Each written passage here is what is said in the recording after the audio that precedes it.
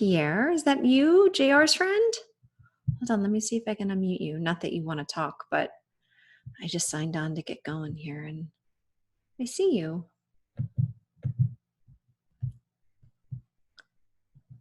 And Pierre, if you can hear me, I'm going to just... We're able to do this. Oh my God, I'm so grateful that you're taking the time. Oh, come on. Anything for you, man. Gosh, stop. But seriously, how is this for you? Are you already kind of had an online content creation business? So is this like, from a business perspective, is this different for you? Is this... So it's interesting because there's many things that are going on from a business perspective that you and I haven't really caught up on. So maybe I'll go there. So like the online content creation part, so what is forward-facing Decoding Superhuman hasn't really changed in terms of podcasting and everything. It still goes out every Tuesday about 4 hours ago. And that's been good. What's been interesting is that one-to-one consultation element, which I've cut back significantly on in terms of the number of clients.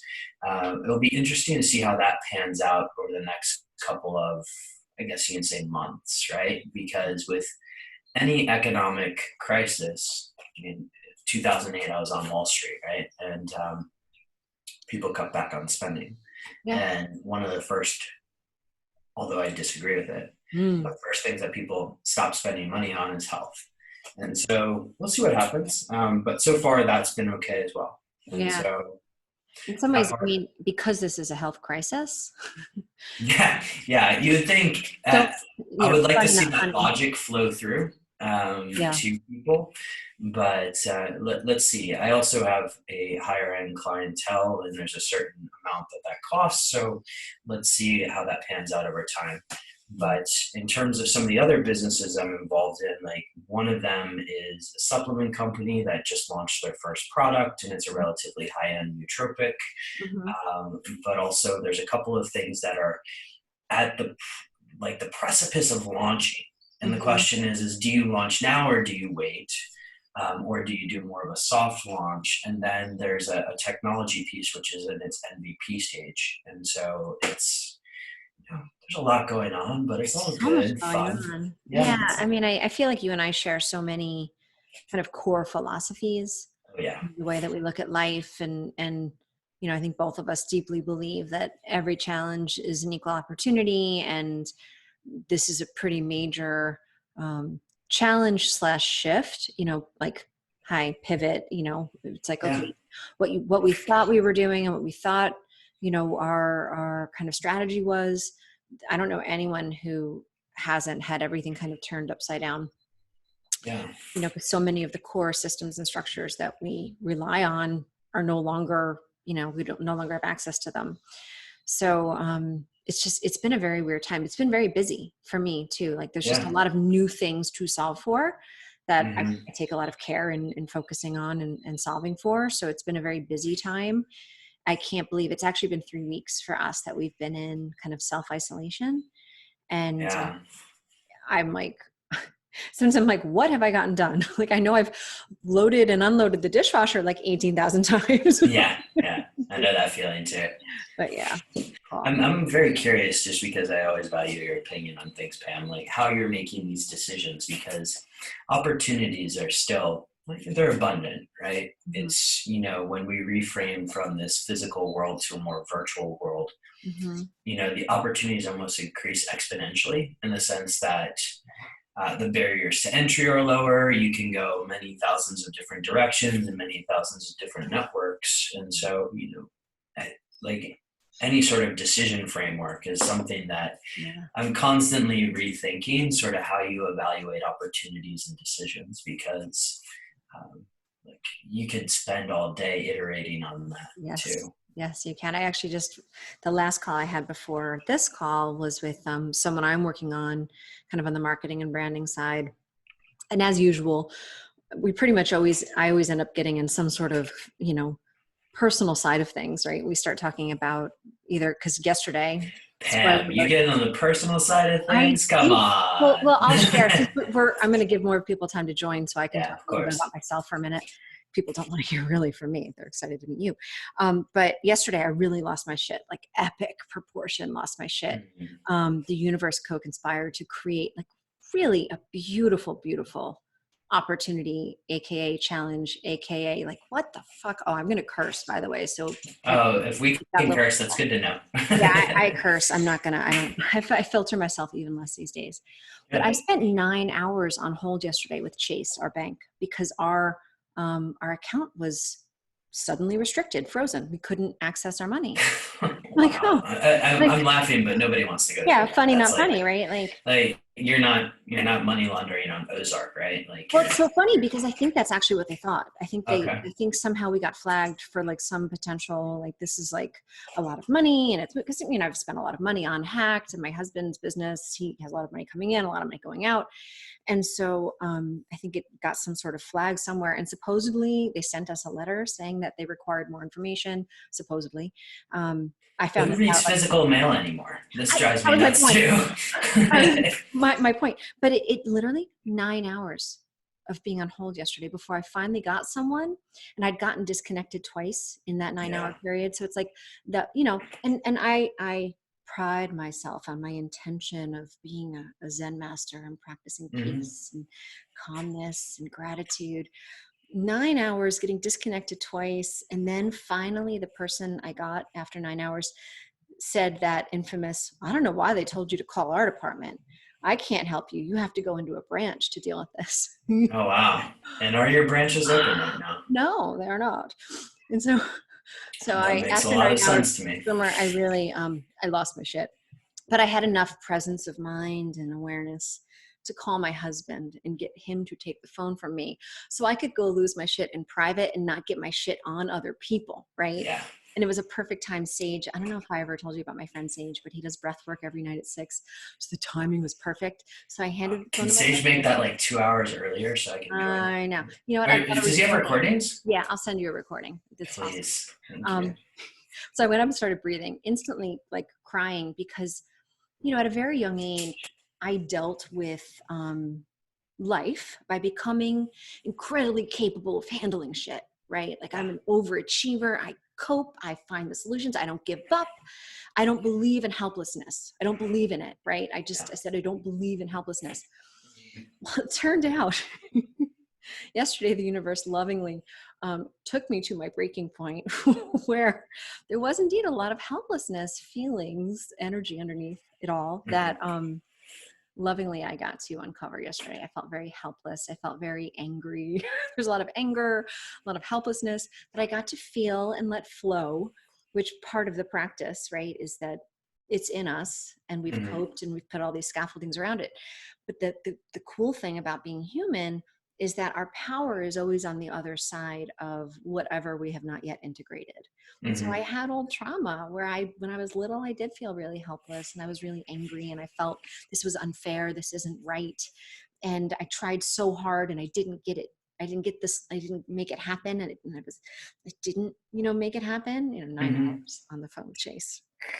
But anyway, that was But yesterday. those moments lead to great insight, right? Yeah, And exactly. so, That's when we grow. Losing our shit mm, is awesome. And I don't lose my shit that often anymore. When I do, I celebrate it and I laugh and mhm. I was like, well played, universe. Like, well played.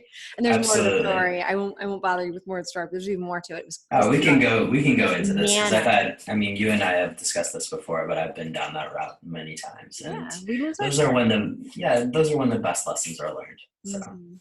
But to circle back to your question around making choices, I was talking to my kind of marketing branding person. Um, and I was just telling her that especially when there is so much newness, there's an infinite amount of information that we could be overthinking, right? mm, I was sharing with her, one of both her and my kind of go-to coping mechanisms is to overthink. yeah. And then we overthink without realizing that we're compulsively overthinking and we're not in the present moment and we're not taking brave, bold action. We're kind of Mhm. in a type of fight, flight, freeze, and we're fighting in our head to keep, it feels like we're doing something productive. But that practice of overthinking is kind of the next frontier when we can practice surrender, when we can realize that we're overthinking, we're disconnected from our heart and our gut. And if we can reintegrate our head, our heart, and our gut, and the breath is a great way to do that. Get back in the present moment with a big inhale and then an exhale to relax and release and surrender and drop in. And then what does your gut, heart, and head kind of align on? Mhm. And take that action and just keep moving. And I know for everybody listening to this, I just took a deep breath too and felt pretty damn good. So Yeah. But so lay it on me. So you obviously have got your podcast, because we can start now because it's like 12:05 and we tape this and we share it and all that fun stuff. awesome. So you have your podcast. You've done what, 150? I mean, I think you've released what, 155 Yeah, episodes? today was 155. So, and I think Prolific. you're on pre 100. So it's been a while. We need to get you back on. I'm old. Yeah, so the podcast has been that's a muse gone wild, right? Like I started this thing 2 years and change ago, just with the idea of like, and we can get into my background a little bit. Like, how do you get the smartest people in the world to talk to you, and how do you not pay thousands of dollars an hour in order to do that? Well, I was looking at other people doing it in the space. You know, everybody looks up to Tim Ferriss, but there were some other people that I was looking at, and it was just like, okay, they seem to have figured it out. I'm just going to copy them. And so I started doing that. And, you know, one of these blessings that I have is, you know, after a while, or maybe this is something that happened to me in high school when I was getting rejected by girls, but like, you know, I'm not really afraid of necessarily getting rejected all the time. And so you start emailing these people and you get them on the line. And over time, it just became like, okay, here is these amazing conversations that I'm having. I want to click record on them, start releasing the podcast. And now we're 155 episodes in, and it's like, okay, where do we go with this animal that it's become? And it's so much fun. I enjoy it. Well, I mean, it is so cool that you've had all of these conversations with amazing people, right? And then you get access to all that wisdom. What are the things, especially like right now, because we're all kind of in a similar, even though you're in Amsterdam and we're in wherever we are, but like, what are the things that are really sticking out with you right now? Like, you've had access to so much wisdom, a lot of it science, a lot of it health, wellness. What are the things that are really sticking out for you right now? So it's that's a common question, right? In the sense, like, what resonates now that we're in this era of SARS-CoV-2 or COVID-19, whatever you want to call it, right? And I think one of the things that I hope comes out of all of this is a more proactive approach among people in society towards their health, right? We're facing a health crisis, which by and large, if you are healthy, if you are resilient, you could get through it even if you got it, right? And so the things that are sticking out for me are really optimizing, you know, techniques around optimizing resilience, sleep, all of these sort of non-diet, non-exercise discussions in a way. The exercise discussion comes in a different manner, and we'll talk about that in a second. But just different strategies that people have implanted in my mind through sort of an inception-like manner over the years in terms of how to make sure, you know, you're resilient, because both Bessie, my fiance, and I are working at home together for the first time. And this is the first time ever where we've been together for more than 3 weeks at a time, right? And so that takes some adjustment, and, you know, resilience and a lot of these things around meditation that both you and I have discussed before is important. But, you know, doubling down on sleep and sleep etiquette, sleep routines has been absolutely crucial. So we can go into any manner of those as deep as you want. Well, first of all, congratulations. I didn't know that you engaged. So thank you. Yeah, it's exciting. We're getting married in August in Bali. You know, touch wood. So sorry, man. Like, I'm so sorry for you. It's an interesting time, right? So I used to help finance the Indonesian government in a previous life, and so like it's been fun to reconnect. Yeah. It's been fun to reconnect with a lot of those contacts, right? And just kind of say like, hey, you know, Mr. Minister, whatever it was, like, how are you doing? Da, da, da, da. What's going on there? Because I have a wedding to plan. So been looking at it not just through the lens of the Netherlands, but also Bessie's from New Zealand. And so, like, what's going on in New Zealand right now, they're very proactive in shutting their borders. The Netherlands is kind of in between what the United States, well, actually, what London is doing and New Zealand are doing on one end, and what Sweden is doing. Now, I say all of this knowing that the Netherlands is going to have a press conference in 50 minutes. So everything I say here may be invalid Yeah. in Yeah. 50 minutes. So, Yeah. uh, Welcome to the world right now. It's like, yeah, oh, exactly. it's the It's pretty latest. crazy. It is crazy. Well, there's cool. I mean, you touched on so many things that I want to circle back to. I mean, the thing about you that I love, like, of course, at whatever young age you were helping finance governments. There's a lot of things about you that remind you of me, which I say in a nice way. Like the nice parts. There's things we all have, the things about ourselves we like, and the things about ourselves that we're like, oh, that's not so great. But you remind me of a lot of the really good parts of me. You have this very genuine, affable nature. You like to help people. You're smart. You're capable. You show up. I mean, You're I haven't making me known you. blush. I haven't known you that long, but that's one Mhm. of the things that it strikes me about you. And like when I got to run into you, we were both at the Health Optimization Summit. And I'm telling this That to was the hilarious, other right? people, and I didn't even think I went to the Health Optimization Summit. I may have told you this, but I went without any agenda whatsoever, without having any idea of who else was going to be there. Like, I wasn't there to promote Hacked. I was there just to kind of go and soak stuff up. And I just wanted to just go because I was excited to go. And I didn't think about Mhm. coordinating, like, oh, who are the people that I want to see, that are going to be there. I did nothing. I just, very much like how I live life, I kind of just showed up.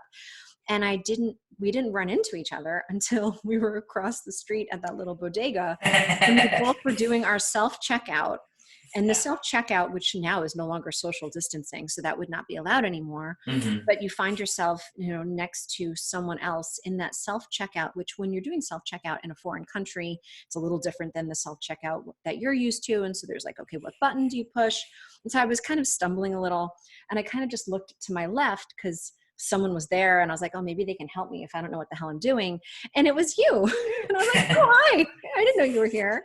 I Um, remember you looked at me and you're like, I know you. And I was like, I was like, yeah, yeah, I know you too. because And I'm I didn't pretty expect to sure run into I you may at the have bodega. walked out. I may have walked out with my food and not paid for it because we just started talking We were afterwards. But talking. I know. Well, it's just funny because there's, I don't know, there's just an ease with you Mhm. that I really love. It's very easy to have open, joyful conversations and share wisdom with you. I feel like you bring out the best in people. I feel like you bring out a much better side of me than some people. So I think that that's a really Thank you. awesome quality. And I'm not surprised that when you were younger, you were doing things like, helping foreign governments finance their country. That's like not surprising in the least. Um, Getting married is a big deal. You've, It because you're is. younger than me, clearly. You haven't been married before. This is your first, First go at not to it. get too personal. Yeah, first go at it. I don't expect to try and do round two. So, You're yeah, hoping that it's the one and done yeah, situation. of course, of Yeah, I course. mean, marriage, it's a big deal. Not to like go all personal and deep, but No, I it's mean, I've fine. been We can married we can for, go as personal as you want. well, it's a big deal. Like, that's a big deal, man. Because, Hmm. I remember, I mean, I've been married for 15 years. I got married, I was pretty young. I guess I was 20. I mean, how old am I now? I'm 42. So whatever year that was, so it was like 20. I was 24, I guess. And I was young, and I had no idea what I was in for.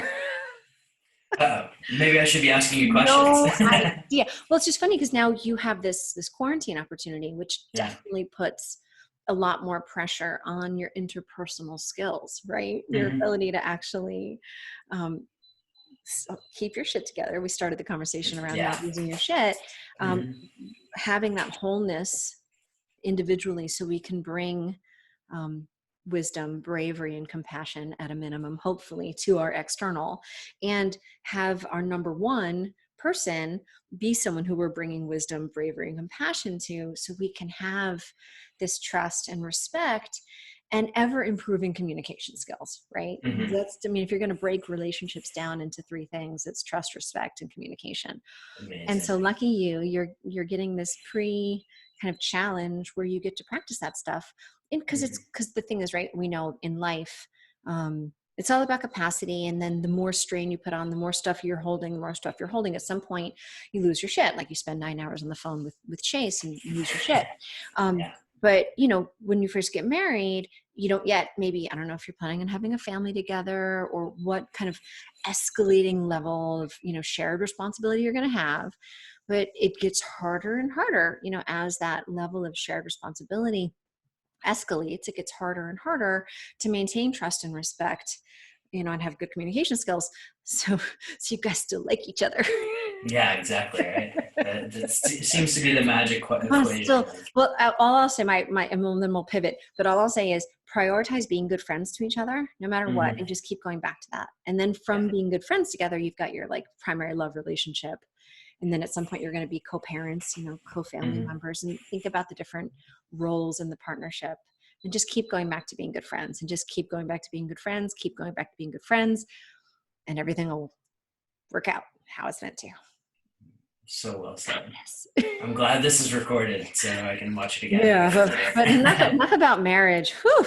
So, in terms of, you were just talking about kind of the lifestyle choices, and you brought up sleep, right? Sleep is huge. And the best part of this quarantine for me personally has been my sleep, because I no longer have to get up really earlier than my circadian rhythm likes. Like normal work day, I have to get up at 6:15, 6:30 at the latest. And my natural circadian rhythm is that I get most of my REM after that. And so even I like to go to bed at the same time, wake up at the same time. And I've done things to try to hack my REM using red light and using, things to try to switch my circadian rhythm a little bit earlier. I haven't ever actually cracked the code on that. And so since we've been home, I've been able to still go to sleep at my normal time and just sleep a little bit more. I mean, I've been getting 8.5 hours of sleep on average. Nice. And my Aura ring is like cheering me on, as I've been basically high 90s in both. It's like, hey, Pam, way to go. I know, right? And so just for people that are watching this, because sleep is probably the most important thing that we can work on to improve our overall resiliency, physically speaking and mentally speaking. And so for you, what are the things that you've found to be really impactful around improving your sleep? Yeah, such a good question. Thank you. Just to give you some background on this, because I'm not sure, Pam, if I've ever told you this. So when I was in banking, you can imagine like life was a little bit different, right? Slightly. 6 hours was a good night for me. Yeah. And from the age of 18 to 30, I got about 4 to 6 hours a night. And 4 was considered okay, 6 was considered really, really good. And there was a heart condition that came at the end of that, and we can talk about that certainly. But at the end, you kind of realize that sleep is important, and sleep leads to better focus. It leads to better control of blood sugar. It leads to better resiliency, as you say. And now, as we are coming to find is very important, just a better immune system function.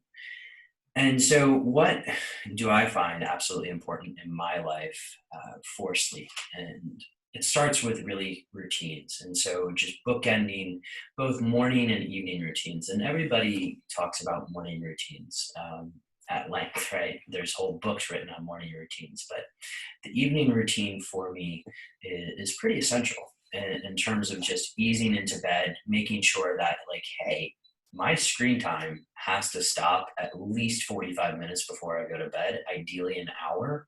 Otherwise, I know like I can track it and see, hey, it's going to torch my deep sleep. There's other things that I do around meditation, of course, both morning and night, just to bring down that state and bring me into a calmness in order to just enjoy that moment, so to speak, before going to bed. In the evening, I make sure that the bedroom's a certain temperature in Fahrenheit, 60 to 65 degrees Fahrenheit, but also looking at just making sure that there's no light in the room, because I'm actually hypersensitive to light. And so those pretty blue eyes you have. Thank you. I have the same. My eyes are very sensitive to light, and it's like some people who don't have light eyes, it's a very different sensitivity. So it's funny to me, and I don't know if you have this happen as well, Pam, but like I will be in a room that's completely blacked out, and will have, because I have blackout blinds, I have the temperature up optimally controlled. And then I'll also wear a sleep mask, because if there's anything at all that sneaks into the room during the night, whether that be, you can kind of see it back here, there's a Somovatic back here, and sometimes that will sneak in. Mhm. But there's also, other things that can sneak into, something happens with the curtain when somebody gets up to go to the bathroom, etc. I'll wear the sleep mask, I'll do the mouth taping thing. I will, all of these just kind of optimize me for sleep.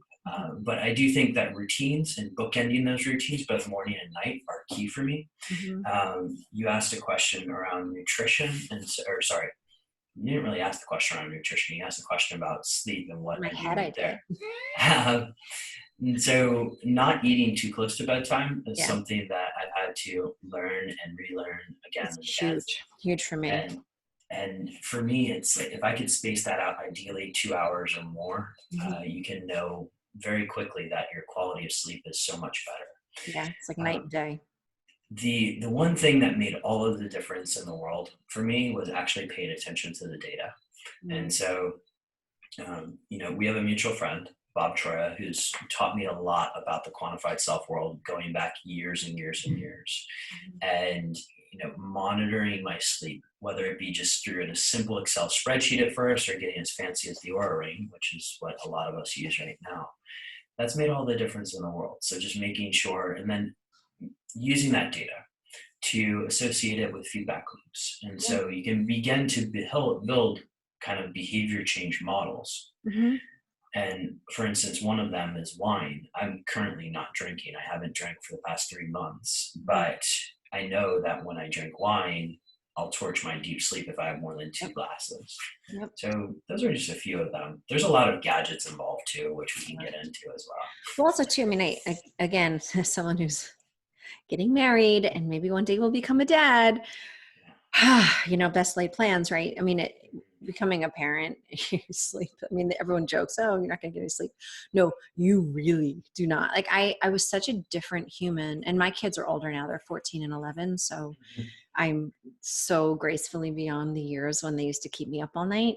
And now it's the opposite. They're at the age when you're like, are you ever going to get up? And it's so funny because I remember when they were really little, and they both kids went through a phase where they literally woke up at 5:30 a.m.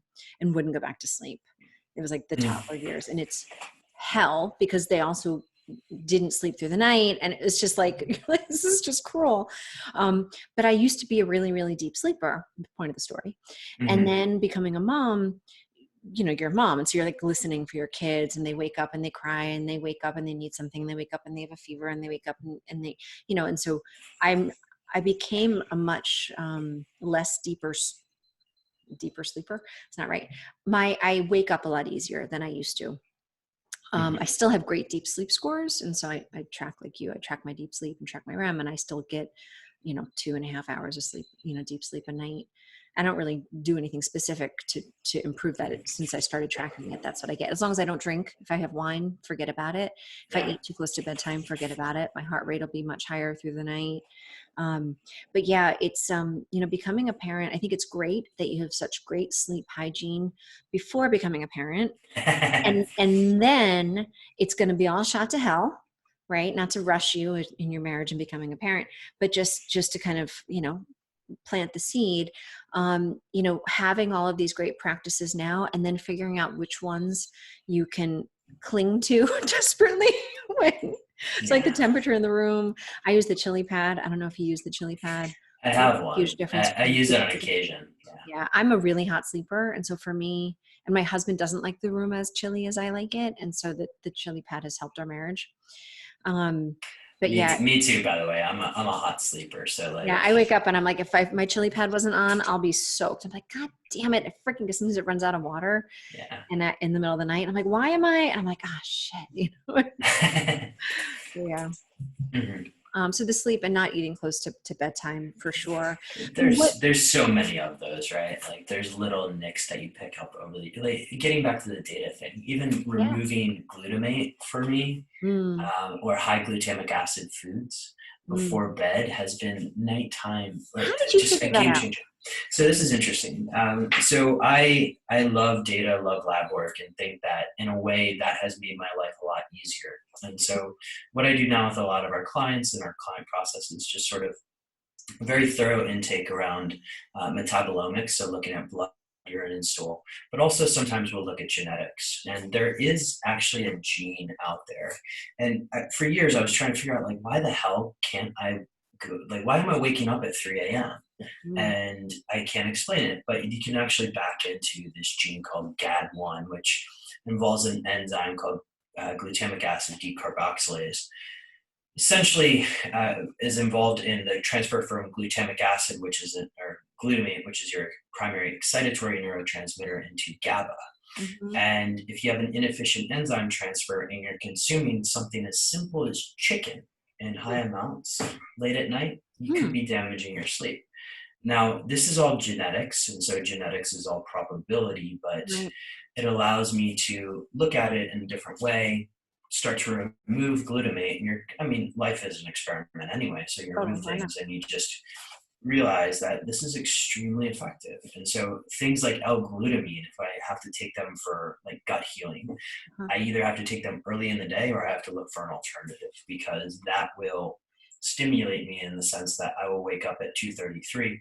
Huh. And unlike you, I am an early riser, but 2:30 and 3 is very early. So I prefer to be like a past 4:30 person. So Yeah, I would agree with you there. yeah, Yeah, it's so interesting. And that's why, I mean, I love the bio individualization yeah, that we now have the capacity to dive into. And like you said, the genetics is all just probability, but it gives hmm you a starting point. And you're like, huh, okay, that's exactly. interesting.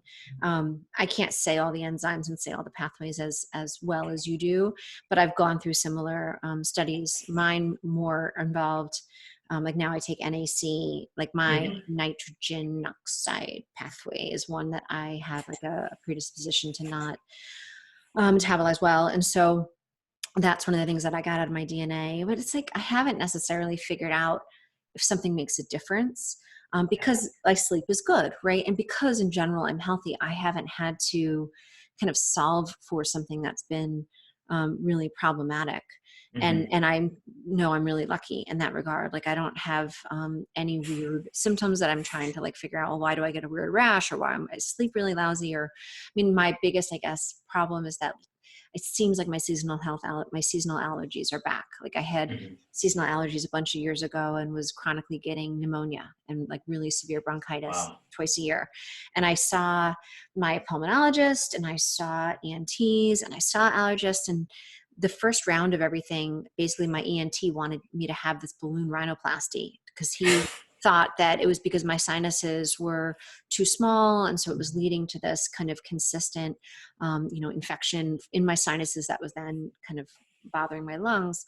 And I hmm was like, wait, before we go in and like break bones in my sinus, let me just do a deeper dive on the allergy side. And so even though my pulmonologist had done like, I think blood work, and he was like, no, it's not allergies. Then I like did the three levels of, testing, and I was allergic to freaking everything, like dust Yeah. and mold and like all the environmental stuff. And so I did the allergy shots, like a really hmm intensive allergy shots for I think it was probably like a year and a half.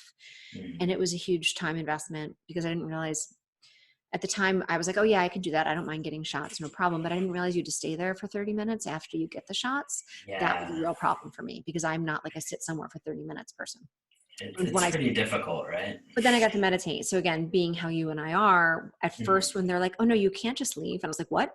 I'm like, "What? You're gonna What?" put rules on me? I'm How like, dare "Don't you? tell me what to do." It's a Yeah. little Pammy rearing her head again, and I was like, "Okay." So I was like, "All right, well, for 30 minutes, I'm going to meditate after my allergy shots," and hmm so it was like a forced thing. But yeah, so since I did that bunch of years ago at this point, and I haven't had any problems, but this was the first hmm year that it seems like I'm like kind of sniffing, and I'm like, all right. And so I want to start, since now I have more time to play, I want to start It's figuring out if I can biohack my Unpacking all of it. allergies. Yeah. Yeah. And it's all this stuff. It's cool that we have access to this data, right? Hmm. And again, we started talking about this conversation, not overthinking, and we don't want to get, paralysis by analysis and getting stuck Yeah. using the data for evil, not for good. And when I say evil, I don't know if I ever told you this, but evil is just live spelled backwards. Evil isn't bad. There's no good or bad, right? It's just a flow of energy. And the I flow of life is that 100% we're agree with you. growing, we're expanding. Yeah. Evil is just live spelled backwards. Evil is just death. It's like you're stopping, you're not flowing, you're getting stuck. So we don't Yeah. want the data ever to get us stuck. We want to keep using the data, moving forward, moving forward. I use like the slalom skier analogy, like you're going through the gates, you're going through the gates, you're going to keep skiing, you're using the data points to kind Hmm. of keep informing the direction that you're going in. But that's how I like to use data. So Phil, I'm going to maybe ask you or ask Bob if we can figure out what we can possibly test to figure out what's going on with me and my seasonal allergies. Oh, there's so many things we can go into. So But fun. yeah, it is a lot of fun. And I do think you raise a good point about data, because there are people out there that will, and you see this all the time in chat rooms and stuff. Like people post their aura scores and they're like, oh my God, my REM sleep is this. I can't figure it out. Or my deep sleep is X and I can't figure it out. Well, there's a margin of error on all those data points in the first place. But also, like, the point of the quantified self data is really to get data versus you and to show a consistent improvement. And so, yeah, your data may not be as good as Ben Greenfield's or somebody else's, but like, Fuck him in his are you improving? 180. Yeah, are you improving, right? Yeah. And that's really what matters. And look, I'm really good friends with all the Aura guys, and I love their product. I think it's probably one of the best things out there. Yeah. But Yeah. if you are obsessed with your data and it's getting in your way of actually accomplishing things in your life, maybe that's time for you to go out and get somebody else to interpret your data for you. And just as a gut check, right? Like, am I using this out of love and out Yeah. of growth? And am I expanding? Does this feel like I'm living a more full life because Hmm. of this? Or does it feel like it's constricting me? Does it feel Yeah. like it's making me shrink? It's making me kind of feel smaller, feel less empowered. And that's like kind of the gut check that I always ask people to use. Absolutely. Because when you're coaching people, I'm sure it's the same for you. It's like you're coaching people and you kind of got to figure out, which of the two buckets do they fall in? Are they prone to kind of get overwhelmed and get bogged down and kind of be a little bit more obsessive, compulsive, and constricting? In which case it's like, all right, don't look behind the curtain. I got you. Like Yeah. I will give you little nuggets to help kind of Just throw inform that ring away. It's okay. I'm like, oh We got yeah, it. no, I got you. You don't need to know, right? And some people, it doesn't bog them down. It's exciting. It's empowering. It's definitely kind of enriches and empowers and Yeah. inspires. And there's no right or wrong. It just is, and we're all human, and all of us, have our own little unique DNA about how we handle stress and how we deal with things. And some people Mhm. kind of go in one and some in the other, and it's all good either way. Just kind of knowing Exactly. yourself and feeling in your heart. And it sounds silly to say, but our heart is kind of our spiritual or energetic center where we can feel like, do we feel open? Do we feel inspired? Do we feel empowered? Do we feel connected and supported? Or do we feel less of that? And Hmm. trust that feeling and go in the direction of that expansion, whether it's people that inspire you, whether it's data or products. And just because it worked last week doesn't mean it's going to work this week. That whole like question Exactly. prior assumptions. It's good stuff. Yeah, and you make a good point on the last one there. Like a particular tool or technology may not work for you forever, so don't be afraid to change it, and don't be afraid to take breaks. That is perfectly okay. I know some of those people that are very into the quantified self world, um, and everyone takes a break at some point. Yeah. It's okay.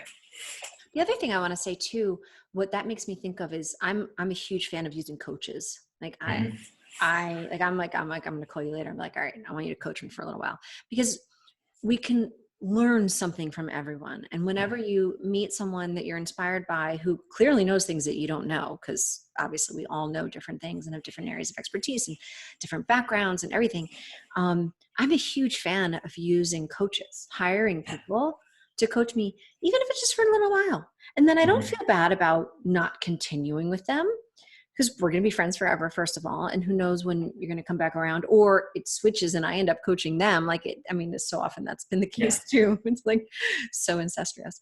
Um, but, but just to plant that seed, like use coaches, Yeah. help, and again, to keep leveling up and slalom skiing with coaches in the same way that you're using data. There's people that you can, have consult or coach for a little while on things. And I know someone like you, someone like me, we're happy to do that because that's one of the things that we do. Hmm. Um, but that's been the last probably 15 years of my life. I've had so many awesome coaches, and I don't feel bad about just using them for a little while. And then who knows when it comes back around, but Hmm. that's the other thing it made me think of. Yeah, I completely agree. It's like you have a right-handed quarterback in the NFL, right? Is Tom Brady right-handed? I don't know. I He don't just went to the Buccaneers, so he doesn't really matter anymore, right? And I'm a Bears fan, which has been a sad state of affairs for a very long time now. But the most important position on the offensive line is the left guard because they're protecting your blind spot, and that's what a coach does. Is they help you see your blind spots. So for me, for the longest time, I thought, diet or exercise was the answer, right? And so I had coaches in diet and exercise, and then eventually it was like, okay, maybe the sleep thing is actually important. And then it becomes a stress thing. You're always unpeeling different layers of the onion. And for me, I want to become like, I want to understand that layer of the onion. Yeah. And that's where the coach comes in. And so Yes. that also applies to finances and basically every It aspect of applies life. everything in life. Like Yeah. you'll feel like for me, I feel like when you were talking about earlier in the conversation, how do you make a choice? Like Hmm. that's where I trust my gut. Like when I'm talking to someone, like when I was at the Health Optimization Summit, I don't know if I told you, but I ended up working with Mark Atkinson after that. He spoke. I didn't meet him personally there, Hmm. but I reached out to him afterwards because when he was speaking, he gave his presentation. I was like, oh, dude, he totally will have my number. Because I'm a tough nut to crack. Like I got Hmm. blind spots, but I've done so much coping around those blind spots that my coping mechanisms are pretty high level. Yeah. It's pretty hard to crack my code. But I was like, oh, Mark is amazing. I don't know if you've spent any time with Mark Atkinson. I haven't. He decimates me every time I get on a call with him. I'm a mess afterwards, which is a good thing. Like, again, we were talking about in the Yeah, beginning. he decimates you in a beautiful way, In a right? beautiful Like, way. He yeah, peels back those layers of the onion yeah. that are my coping mechanisms that ultimately are keeping me from reaching my highest potential, Hmm. right? Because all of our coping mechanisms really are defense/survival mechanisms that are blocking the full integration of all of our power, all of our wisdom, all of our heart, all of our soul. And it's like, at the end of the day, you and I, we're obviously probably everybody on this call, we're committed to growing, committed to being our best selves.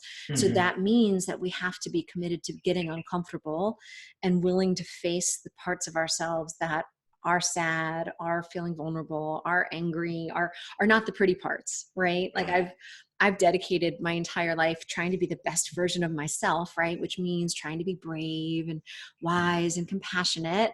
And there's still all my spots that are fucking scared and don't know what the fuck's going on. I know nothing. Yeah. And I fucking hate everybody. I'm angry at the world. I'm like, what the fuck's wrong with everybody? Right. The judgmental parts, right? Yeah. I mean, hi, I'm human. It's not like I don't Hmm. have those parts. I just choose to not be that. But in order to be the highest version of the brave, wise, compassionate side, I have to love and integrate the parts that are angry and that are scared and that are Hmm. judgmental or whatever. So anyway, Mark has been an awesome coach. Actually, he started working with him in October. And since October, everything has just been hitting the fan. And it really like culminating with this, where like my business is closed and I'm like, there's, huge amounts of unknown and, Hmm. financial strain and stress and, fear around loved ones being sick.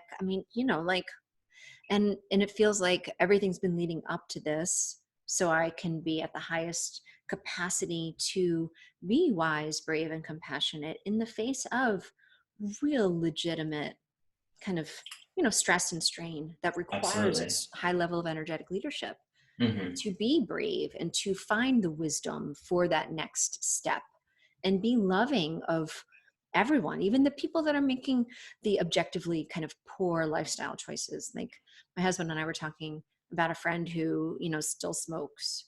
And Yikes. yeah, and to be compassionate, even in the face of those choices that, like, Hmm. we can't really judge why it is that that person still has that choice. Hmm. Do we want to say that's a blind spot?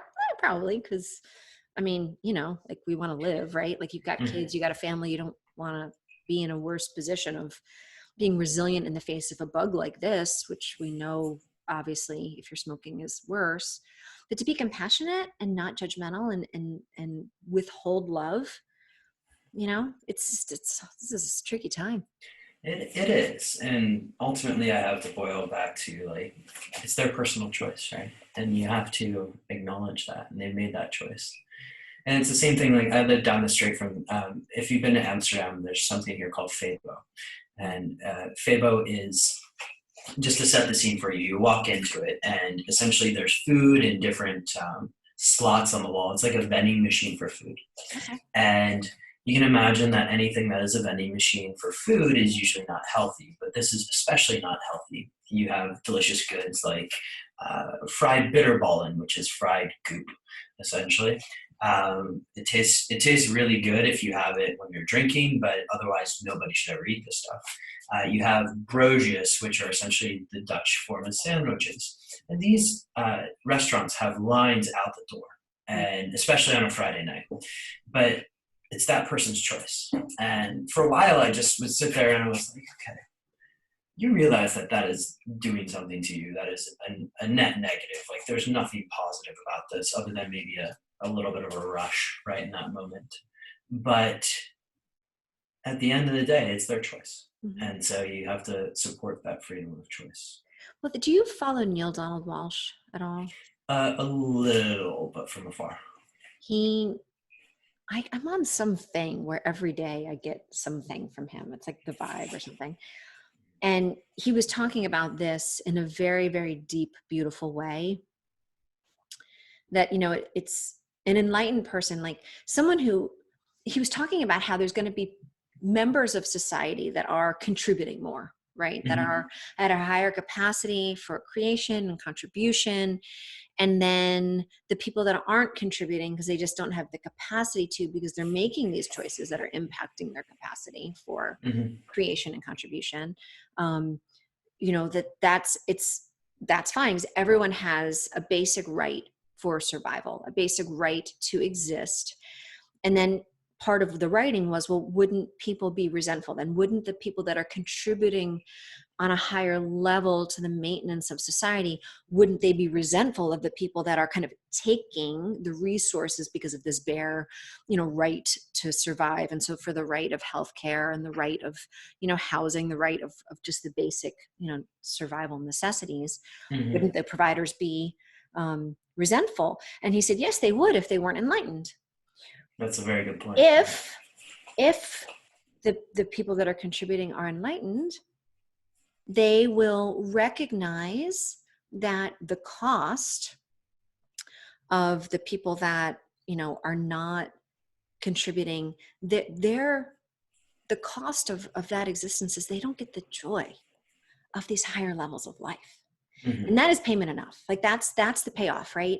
And so the people that are enlightened recognize, like, yes, I am carrying more weight, and I'm getting the joys of the fruits of this existence. I get to appreciate quality time with the people that I love, and I get to appreciate the joy of sharing. And because, I mean, nothing makes me happier than being able to help other people, right? And there's Yeah. such a deep, true joy in that. Hmm. There's all of these, the richness of life that people don't get if they are just at the bare survival, right? And so that's the trade-off. And someone who's enlightened will recognize that that's totally fair and Hmm. just. Um, and the other thing that he said in the same vein was around talking about jealousy versus envy, that yes, envy will still exist.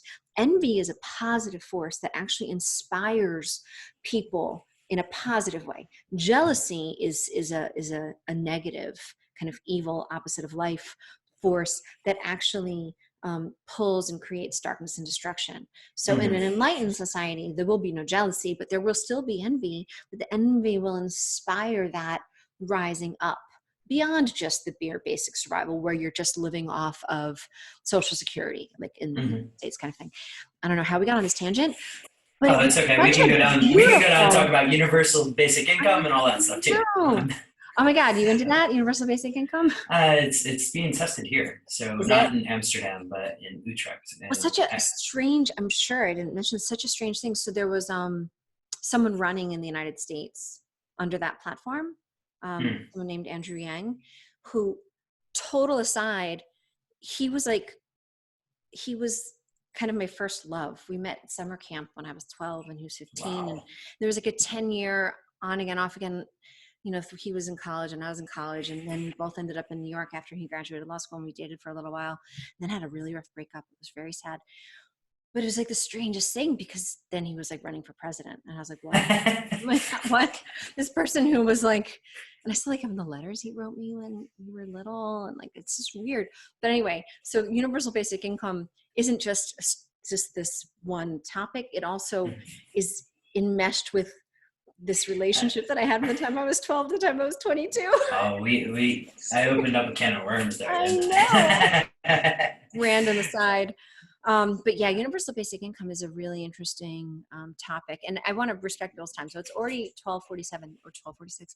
Did anybody have any questions about anything that we've talked about? Questions for Boomer that? We've kind of spanned a lot of things, so we can go into all things health related Yeah, I if just you want to want. give and you can either raise your hand or type in the chat. People on these tend to be more listening as opposed to asking questions, but I always want to give Well, people an opportunity to ask I questions. hope I know Tommy is on this, and Tommy, I hope I haven't insulted the Netherlands too much here. I do love living here, so in all fairness, I did choose to move here, and it's the first place I've ever chosen to actually move in my life. So I do love living here, but sometimes it's good to joke about everything. Well, I keep a sense of humor about everything. I think Yeah, joking, um, it's you know, important, right? yeah, Like it's not, especially during times like this. oh my gosh, finding ways to have levity and laugh. Mhm. Not, and there's a really big difference between energetically, joking at the expense of like laughing at someone and belittling someone or something, putting something down energetically, versus not. And I know that your heart and your spirit is always in that latter camp where you're not joking at a belittling expense, because there's like an us and a them separateness that you don't have about you. There's an energy in comedy a lot of the time, especially in the United States. When I was young, I never could put my finger on it, why Mhm. it really bothered me, and I would have a reaction to it energetically. And I realized in more recent years that it's that there's an energy when people are using comedy to actually belittle and take other people down, versus the energy of using comedy to just like stay up.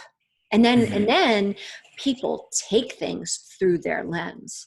So someone may be sharing comedy in that lens of just like lighthearted silliness, and people may receive it as the taking down because of their trauma, because of their Yeah. lens, which I think is a really important total side conversation. Hmm. Because I think if more people understood that, it would help heal. It would help, Hmm. because I have this conversation oftentimes with people that whenever we get our feelings hurt, it's always really, really important to notice and honor, and then sit with it and figure out what's going on here. Yeah. Is this, are my feelings being hurt because of this lens through which I'm seeing the world and I'm taking it a certain way? Or is there actually an energy with which someone's coming that I have to have a different boundary? Hmm. That there was a boundary that was overstepped, and to not assume one or the other. Like figure it Yeah, out, sit with it's it. fascinating. And there's a guy whose work, he's in London, or he's outside of London, whose work has fascinated me recently. His name's Timothy Freak, and he's actually a philosopher. And one of the things that he talks about is time streams, which is a lot of what you just talked about. Mhm. In terms of, you don't know when somebody's bringing to a conversation, what has happened behind them, what has happened in their past, right? Mhm. And so if they react to you in a certain way, and I know Tommy took this quite well because I know him quite well. But also, like if they react to you in a certain way, there's probably something underneath there. And that doesn't mean that you have to then face that reaction, mirror that reaction, and then become more argumentative. And if we take that and extrapolate that kind of analysis, it's a way to save time Mm, in terms of arguments and mm. unnecessary arguments. It's a way to just sort of keep that minimum perturbability, if you will. Yeah. So keep the oceans calm. Stable and calm. Yeah. Yeah, and just kind of keep that in mind when you're interacting with people. You don't know what they're going through at any given time, and what they're going through is perfectly okay. Uh, and just enjoy the moment. Yeah. I mean, that's something I've spent so much time on in my life trying to figure out. Um, because there's a couple things about me. One, we always kind of assume wherever we're coming and however we are, we kind of project that naturally onto everyone else. That's just one of the things the human brain does. It just projects. And so, you know, I never really am prepared when someone gets angry at me. And sometimes there's been things like totally random on the subway. And I can remember things because it's always very traumatic whenever it happens. So it's like, what was that? Where like someone just attacks you for no reason, Mhm. or you're having a conversation with a friend, and out of nowhere, it seems like you're attacked for no reason, or feelings are hurt, and you're like, what's going on, right? Um, so I've spent a lot of time trying to figure this out because um, I want to make sure that I am always showing up with as much compassion and wisdom as possible, right? Doing my part on the other side. And then I've also spent a lot of time trying to figure out how I'm doing on my boundaries. Like, Mhm.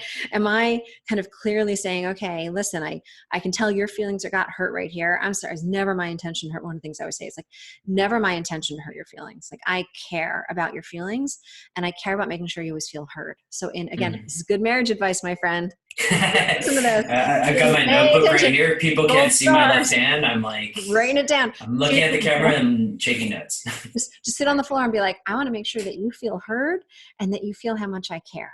Because Mhm. it's not about the dishes, it's not about the chicken I made, it's not about whatever. I just, first and foremost, I care about you. I want to make sure you feel cared for, and I want to make sure that you feel heard. And I have to make sure that I feel like you're caring about me and Mhm. that I feel heard. And if we can't right now because we're too like worked up, it's totally fine. Let's give each other some space and do the work we need to do individually so we can come back and be that for each other. Because there's Yeah. going to be times when we both are like losing our shit, and like in that moment we actually can't be caring because we don't have the capacity. We've been Yeah. disconnected from our own self-care. But so I spent a lot of time over the years. It's one of the things I think I've become a pretty high level master around, because it did not come naturally. Like it did Yeah. not come naturally for me to have good boundaries. I always felt like from the time that I was little that there was something I was not doing well enough. Like if I were better, if I were a, a better girl, or, better at whatever, or if I were a better communicator or better whatever, then I would get my needs met, which is Mhm. not the case. It's like fallacy, right? Sometimes it's just the other person's got some shit going on. And what we can do is just be compassionate from farther away. And that's when learning to practice compassion and non-attachment is huge, because most of Mhm. us unfortunately project attachments onto our significant other. Absolutely. Don't do that. Mhm.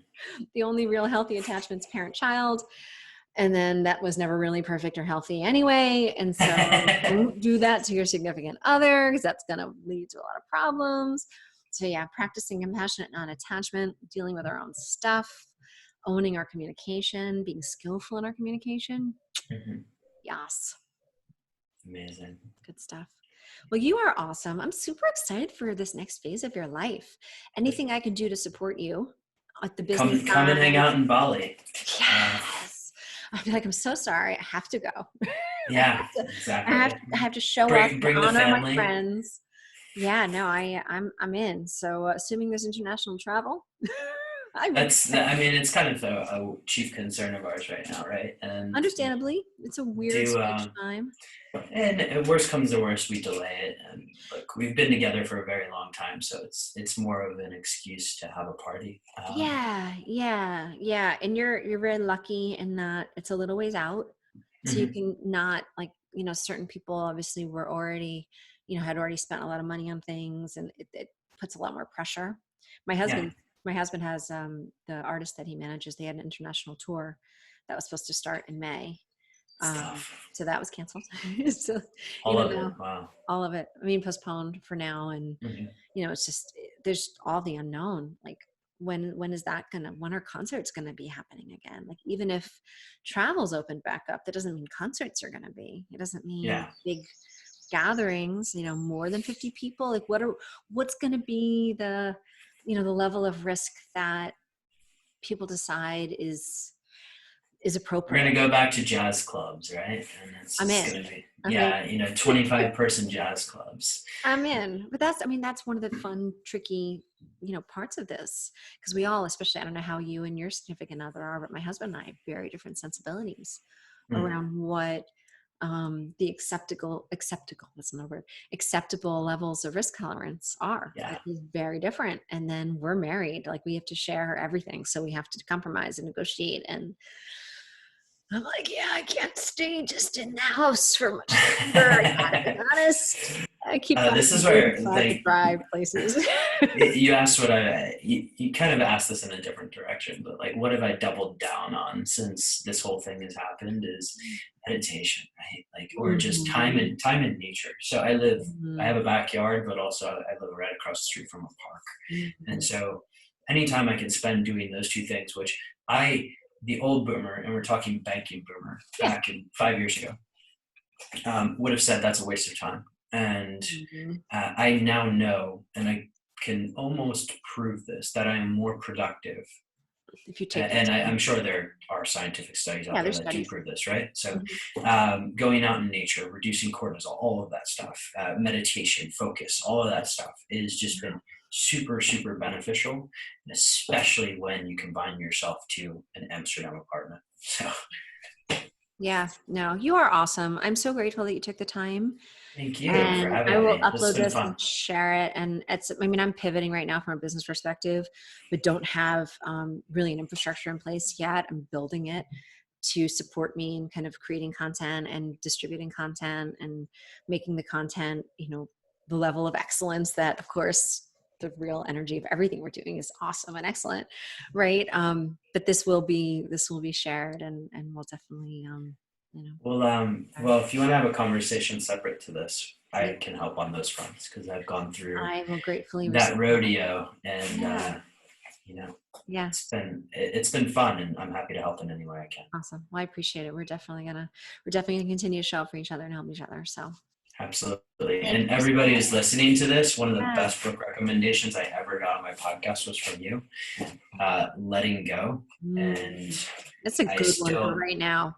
I think it's great for everybody. And if you haven't read it, go out and get it. It's like 15 Yeah. bucks on Amazon or Letting something. go, David Hawkins. Yeah. And it's something that I give to almost all of my clients because we all have attachment and other sorts of issues that are kind of hidden, and just working through that in a very systematic but easy process Hmm. is interesting. Like the first 10 pages of that book are hilarious because it's like Like, oh shit, there's I'm like, oh, I've done all that too. You basically, for people that haven't read the book, David Hawkins lists out everything that he did to sort of I want to say unpeel the layers of the onion, and that I was reading that paragraph or two, and I just started laughing. I'm just like, wow, I've done that too. Yeah, no, it's funny because I read that book. I had already done a lot of letting go practices, and I had thought I figured it out. Hmm. And the book came highly recommended, and I opened it up, and then I realized it was like, it's almost like letting go was a misnomer. Like, almost like if I were the one to have named that book, I would have called it something else. Although it's Yeah, fine, but like the actual practical moment to moment, like, oh, yep, I'm doing it again. Or, oh, yeah, it's just so practical and relatable. You're like, oh, yeah, I do that. Oh, shit. yeah. Yep, do that. You're like, yeah, that's a good one. Thank you for that. It's a great end. I appreciate you to the moon. I am cheering you on. I'm so glad you're out in the world doing what you're doing. And I'm going to circle up and see if you can coach me on some stuff, because I'm certain it will be of service during this time. We're gonna have some fun together, more Oh, and more fun together, and just yes. let me know how I can help. Awesome. You are awesome. Thanks again, my friend. Talk soon. Thank Thanks you. everybody for joining. Appreciate y'all. Talk Thank you soon. guys. Bye.